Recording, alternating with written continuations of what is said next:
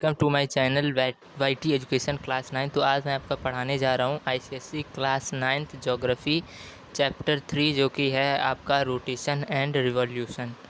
तो देखो, rotation and revolution में होता क्या है। अब देखो, रोटेशन मतलब होता है कि अर्थ अपने एक्सिस पे रोटेट कर रही है। चैप्टर की भी मीनिंग समझ लिया करो। रोटेशन मतलब अर्थ अपने एक्सिस पे रोटेट कर रही है, और रिवॉल्यूशन मतलब जो सन के अराउंड जो चक्कर लगा रही है अर्थ, उसे हम कहते हैं रिवॉल्यूशन।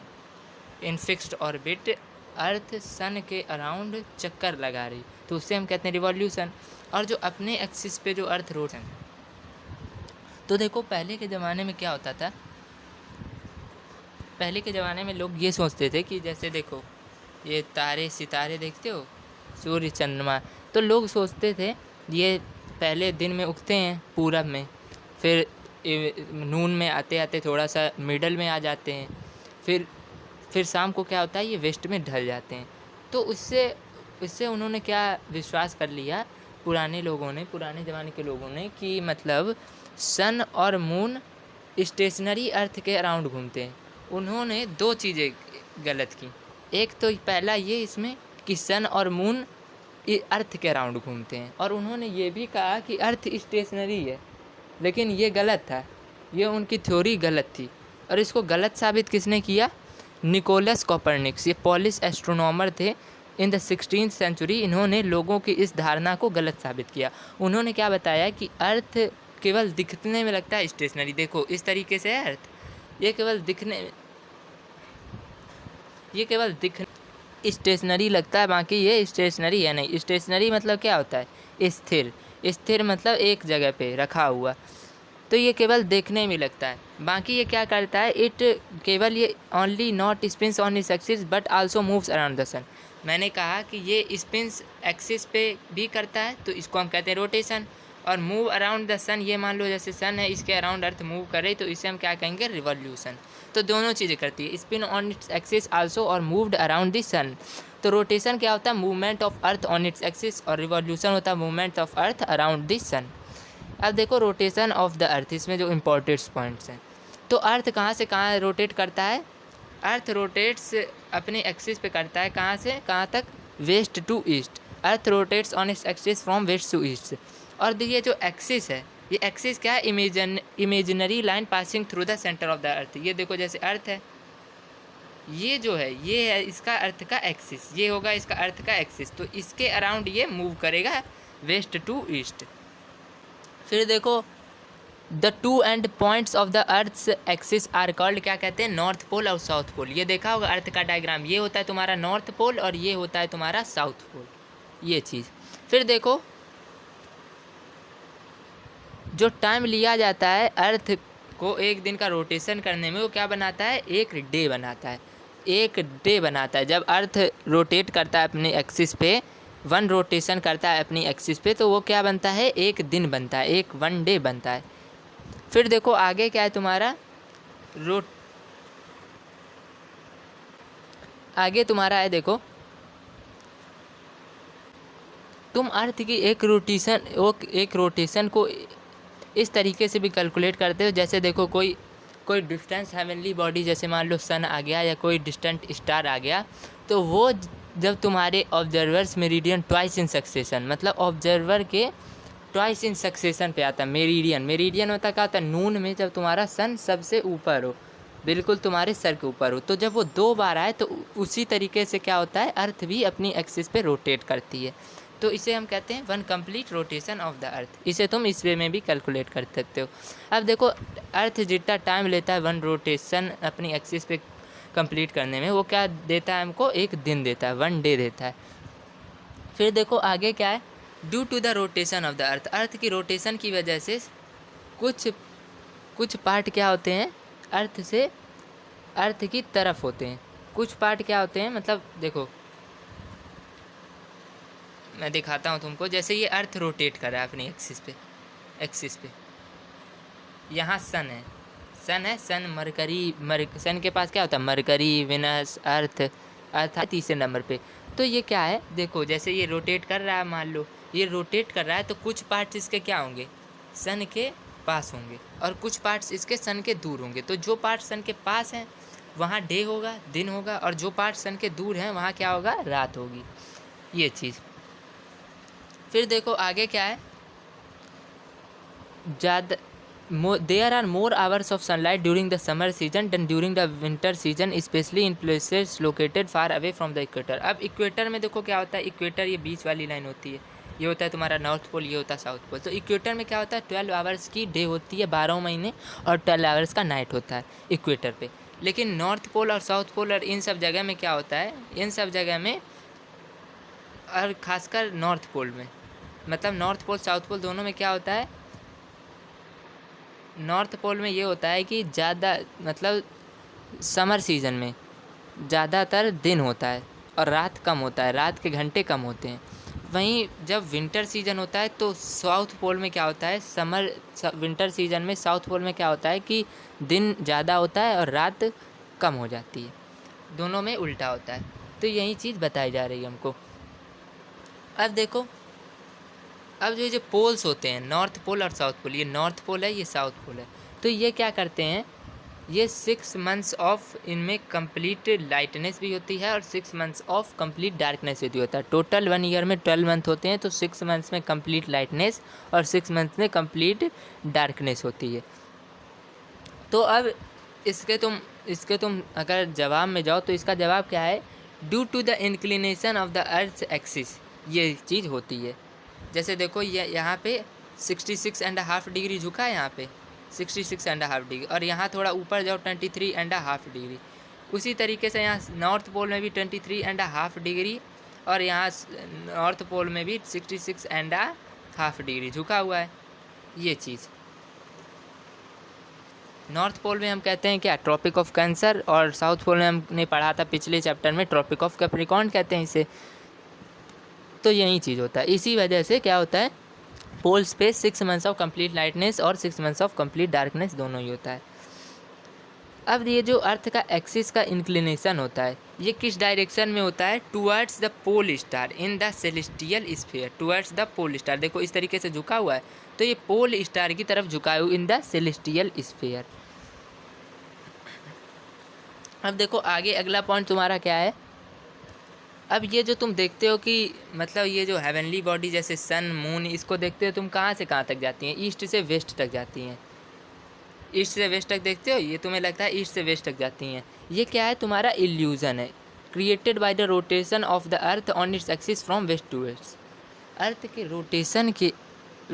रोटेशन की वजह से फ्रॉम वेस्ट टू ईस्ट तुम्हें ये लगता है कि ये सारे ईस्ट टू वेस्ट घूम रहे हैं, पर ऐसा नहीं होता है। अब अगला पॉइंट देखो क्या है, अर्थ के रोटेशन की वजह से, अर्थ के रोटेशन की वजह से क्या होता है कि सारे पार्ट जितने भी अर्थ के हैं, अर्थ सरफेस के जितने भी पार्ट्स हैं except the poles, north pole और साउथ पोल के छोड़ के, वो सारे क्या सर्कुलर पाथ में घूमते हैं, सर्कुलर पाथ में। इसका तुम आगे एग्जांपल्स भी देखोगे, इसके तुम कुछ एप्लीकेशंस भी देखोगे, इसी में तुम्हारा आगे चैप्टर है ज्योग्राफी में ही, क्लास 9th में ही, ये तुम देखोगे कि कैसे सर्कुलर पाथ में घूमती है ये। अगला पॉइंट तुम्हारा क्या है, भले ही speed of rotation varies from place to place, एक जगह पे रहोगे तो वहाँ स्पीड ऑफ रोटेशन अलग होगी, दूसरे जगह पे जाओगे वहाँ स्पीड ऑफ रोटेशन अलग हो जाएगी। लेकिन हम ये क्यों नहीं कर पाते मोशन को, अगर अर्थ रोटेट कर रही तो हम भी रोटेट करने लगते ना, पर एक जगह पे क्या होता है, ये अलग अलग जगह पे होता है, अलग अलग जगह पे जाओगे तो ज़रूर चेंज होगा, लेकिन एक जगह पे रहोगे तो वहाँ पे कोई कोई भी सेंस ऑफ मोशन नहीं रहेगा। इसीलिए हम कोई भी सेंस ऑफ मोशन एक्सपीरियंस नहीं कर पाते हैं, वो एक जगह पे स्टेशनरी हो जाती है फिर। अब देखो अर्थ कितनी देर लेता है, 24 घंटे या 1 दिन लेता है, 24 घंटे या 1 दिन to complete 1 rotation on its axis. इसे हम क्या कहते हैं, अर्थ का डेली मोशन भी बोलते हैं। क्यों, क्योंकि ये काम अर्थ डेली करता है, तभी तो दिन होता है और रात होता है, एक दिन 24 घंटे तभी तो होते हैं। अगर ये काम करना बंद कर दे तो फिर कुछ होगा नहीं, ये चीज़।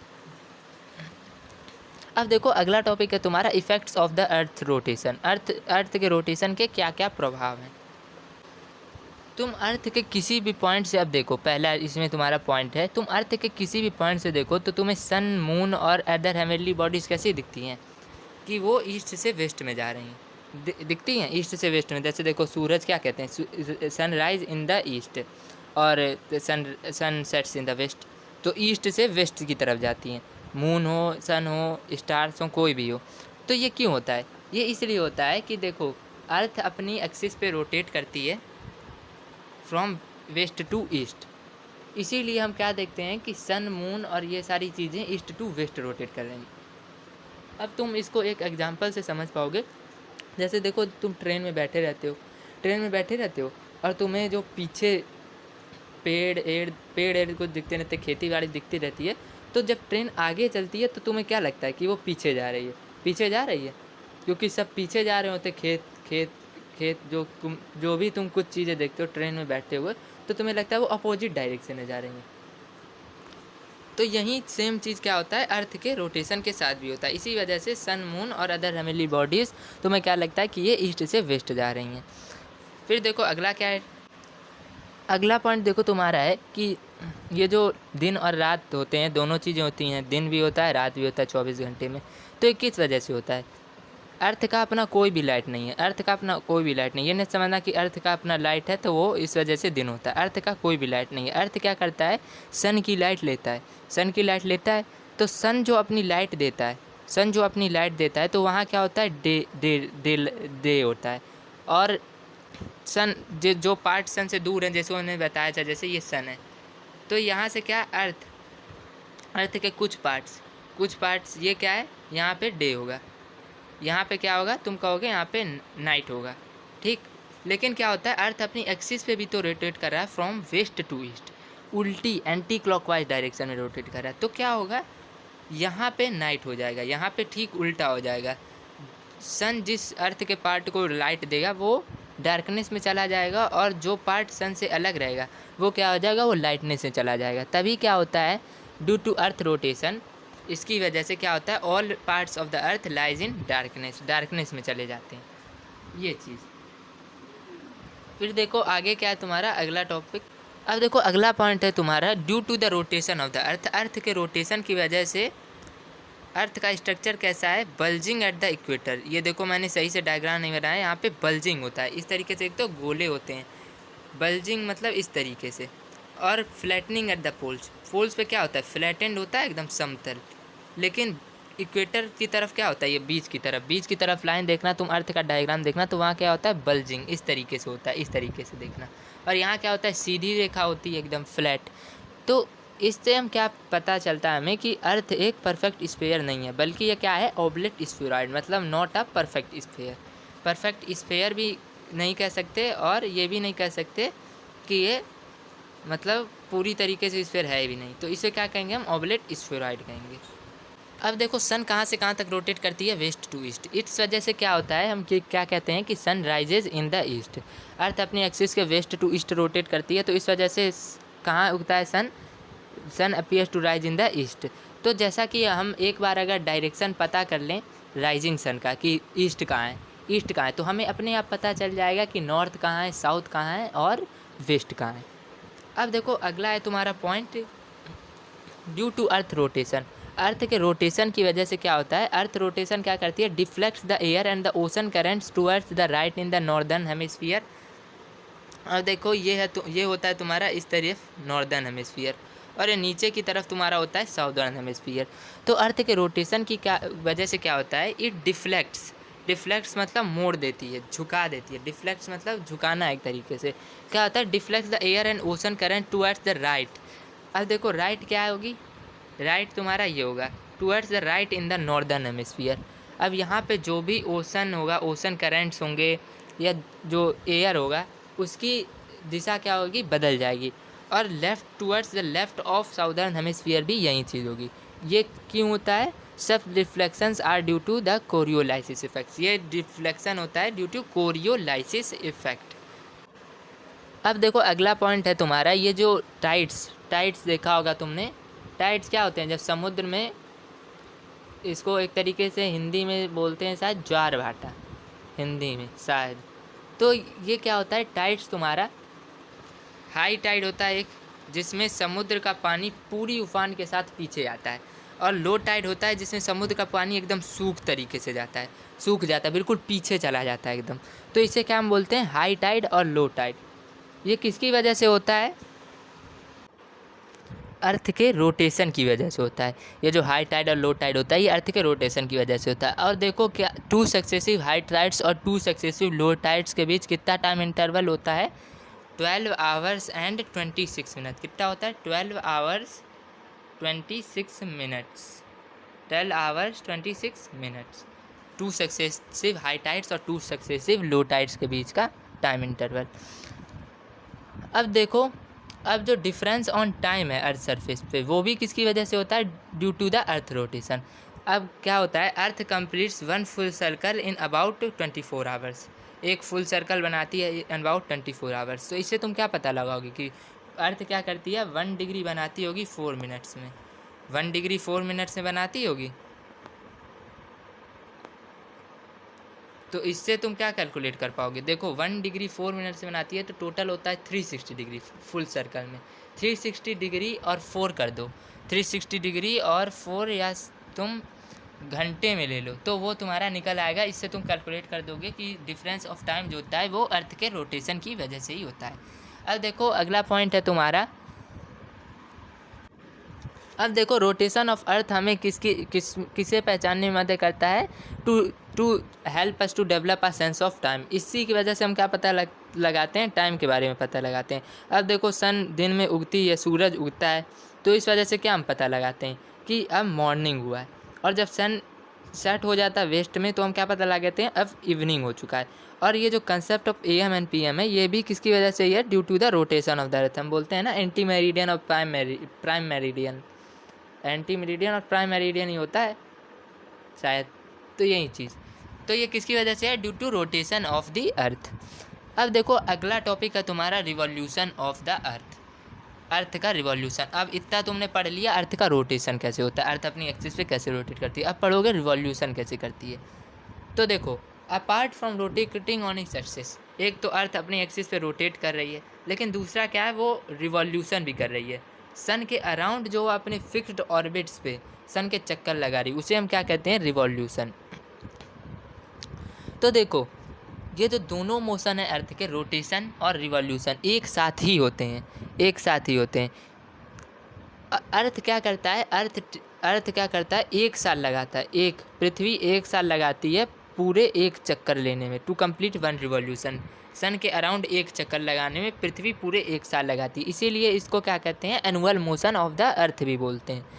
तो देखो अर्थ के द्वारा जो सन के चक्कर लगाने में टाइम लिया जाता है वो एग्जैक्टली अगर देखें तो कितना होता है, 365.242 डेज ये होता है।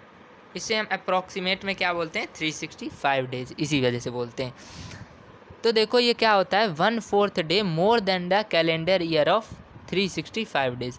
ये 365 डेज से 4 गुना ज़्यादा होता है। आगे देखो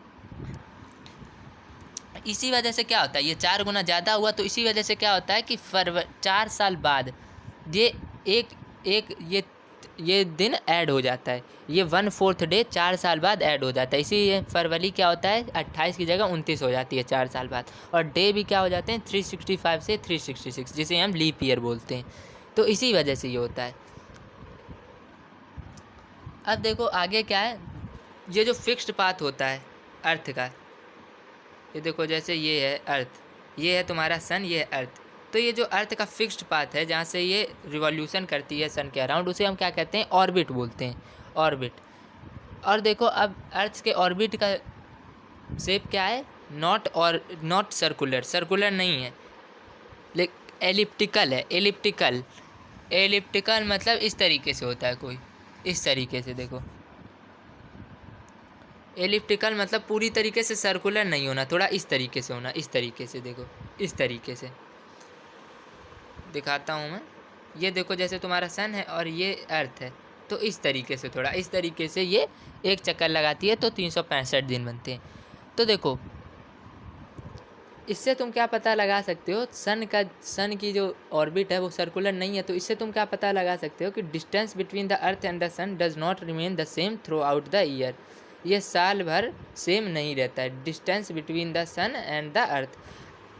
अब देखो इसे समझो, अगर ये सर्कुलर में होता है तो डिस्टेंस एक होता है, लेकिन एलिप्टिकल है, एलिप्टिकल है मतलब एक तरफ छोटा एक तरफ बड़ा, देखो इस तरीके से, इस तरीके से। तो इसी वजह से क्या होता है, ये पूरे साल distance between the sun and the earth same नहीं होता है। तो अर्थ सन के नियरेस्ट कब होता है, 3 जनवरी को।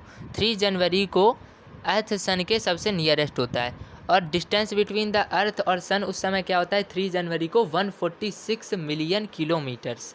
इसे हम क्या कहते हैं, इस पोजीशन को पेरीहीलियन भी बोलते हैं, पेरीहीलियन। पेरीहीलियन का